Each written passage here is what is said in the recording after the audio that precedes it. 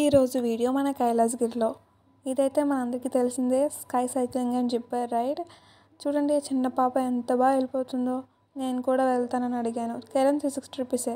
కానీ కింద దాకా చూసి ఎన్నున్నా అనుకుంటాం, అన్నీ అవుతాయా అన్నట్టు ఒకరికి ఇచ్చారు. ఇంకా మనం మాత్రం ఏం చేస్తాం, మనకు అలాంటి సెట్ కావు కాబట్టి ఏదో మన రేంజ్కి తగ్గట్టు ఇలా ఉయ్యాలు జారుబిడ్డలతో అలా.